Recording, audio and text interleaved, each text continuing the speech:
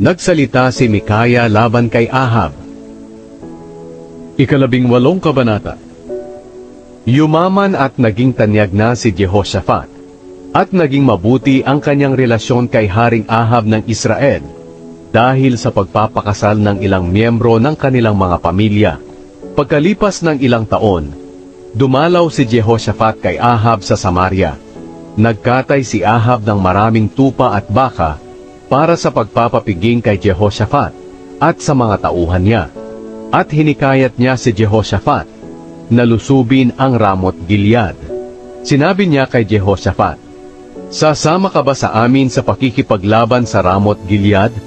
Sumagot si Jehoshaphat, "Handa akong sumama sa iyo, at handa akong ipagamit sa iyo ang aking mga sundalo. Oo, sasama kami sa inyo sa pakikipaglaban. Pero tanungin muna natin ang Panginoon kung ano ang kanyang masasabi."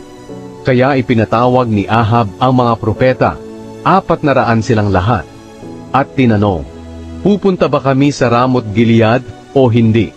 Sumagot sila, "Sige, lumakad kayo, dahil pagtatagumpayin kayo ng Panginoon."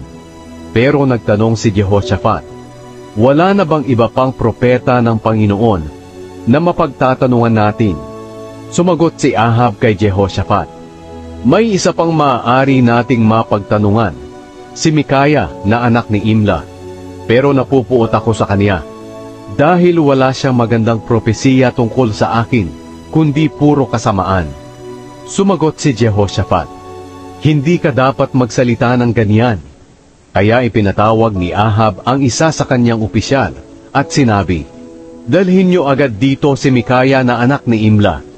Ngayon, sina Haring Ahab ng Israel at Haring Jehoshaphat ng Huda na nakasuot ng kanilang damit panghari ay nakaupo sa kanilang trono sa harapan ng giikan na nasa bandang pintuang bayan ng Samaria at nakikinig sa sinasabi ng mga propeta.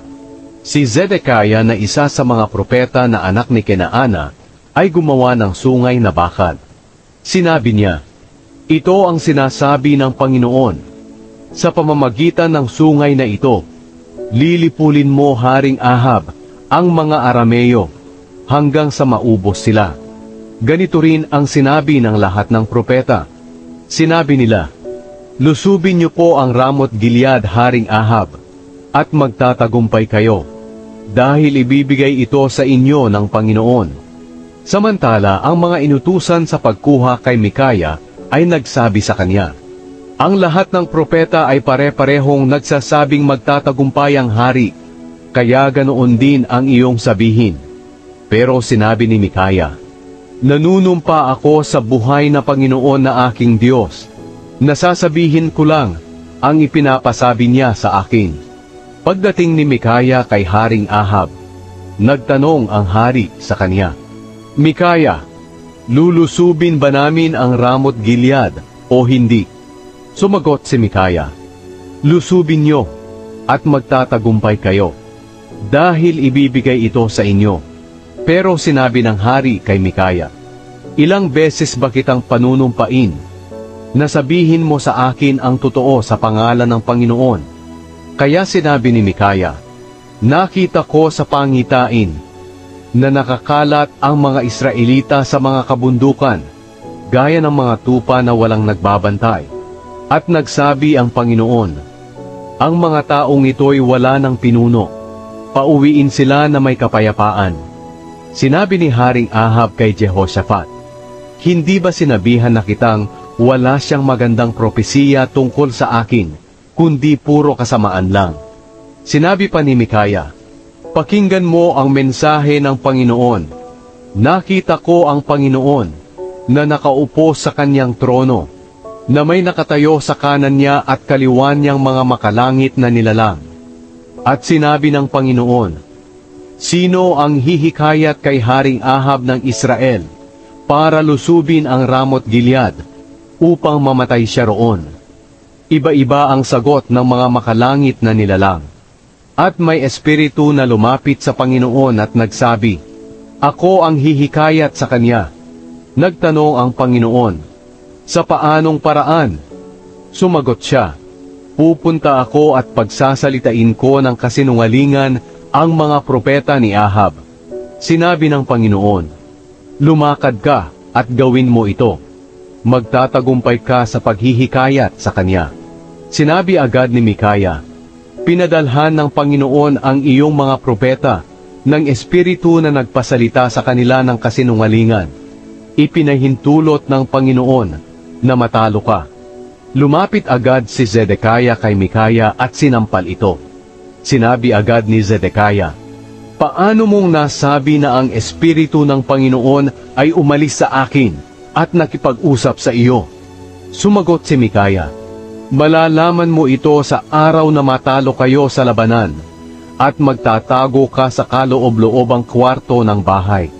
Nag-utos agad si Haring Ahab, dakpin niyo si Mikaya at dalhin pabalik kay Amon na pinuno ng lungsod at kay Joash na aking anak. At sabihin niyo sa kanila na nag-utos ako na ikulong ang taong ito. Tinapay at tubig lang ang ibigay sa kanya hanggang makabalik akong ligtas mula sa labanan. Sinabi ni Mikaya, kung makabalik ka ng walang nangyari, ang ibig sabihin hindi nagsalita ang Panginoon sa pamamagitan ko. At sinabi ni Mikaya sa lahat ng tao roon, tandaan niyo ang sinabi ko. Namatay si Ahab. Kaya lumusob sa Ramot Gilead si Haring Ahab ng Israel at si Haring Jehoshaphat ng Huda. Sinabi ni Ahab kay Jehoshaphat, sa panahon ng labanan, hindi ako magpapakilala na ako ang hari, pero ikaw ang siyang magsusuot ng damit panghari. Kaya nagkunwari ang hari ng Israel at nakipaglaban sila.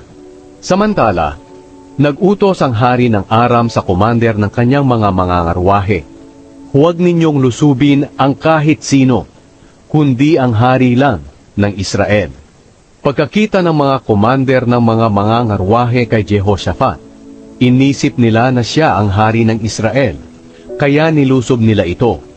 Pero humingi ng tulong sa Panginoon si Jehoshaphat, at tinulungan siya at inilayo sa mga kalaban niya. Nang mapansin ng mga commander ng mga mangangarwahe na hindi pala siya ang hari ng Israel, huminto sila sa paghabol sa kanya.